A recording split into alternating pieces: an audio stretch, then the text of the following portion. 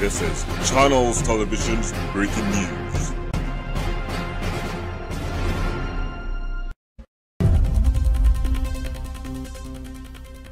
Hari ini, 22 tahun lalu, tragedi pembantaian warga sipil Aceh terjadi di Simpang KKA, Aceh Utara. Kejadian mengerikan itu pada siang, tanggal 3 Mei tahun 1999 yang mengakibatkan paling sedikit 39 warga sipil tewas. Korban itu termasuk seorang anak berusia 7 tahun. Lainnya, 156 warga sipil mengalami luka tembak, bahkan mengalami cacat di tubuhnya.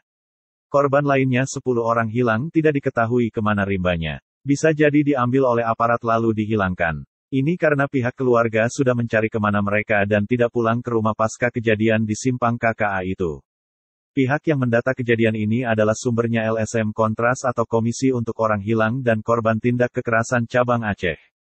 Kronologis kejadian bahkan hingga video penembakan warga sipil tanpa senjata pun terdokumentasi dengan sangat jelas.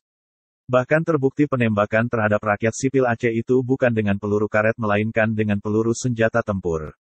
Kebetulan sekali ada wartawan yang mendokumentasikannya. Anda bisa melihat di YouTube dengan hanya mengetik tulisan tragedi pembantaian Simpang KKA. Selain video, ada juga tulisan di surat kabar yang gempar menulis berita yang sangat keji itu. Bagaimana tidak, warga sipil tanpa senjata api yang tidak berdaya ditembak membabi buta.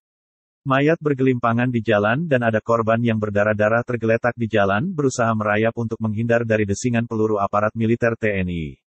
Pelaku dan komandan serdadu saat kejadian itu sudah diketahui, bahkan untuk kasus mengerikan itu, Komnas HAM telah membentuk tim ad hoc.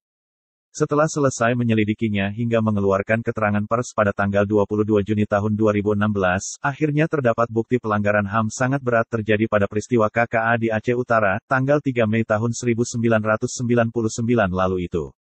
Bentuk perbuatan dan pola kejahatan terhadap kemanusiaan yang terjadi dalam peristiwa Simpang KKA adalah pembunuhan murni penduduk sipil yang tewas ditembak aparat TNI.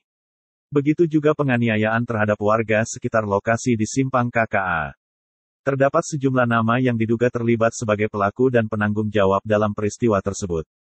Namun, anehnya sampai detik ini, belum ada pelaku yang ditangkap dan diadili atas peristiwa biadab tersebut.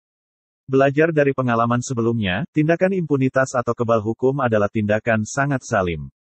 Seperti tidak ada rasa peri kemanusiaan dan sangat mudah dilupakan dengan alasan kejadian itu sudah lama berlalu.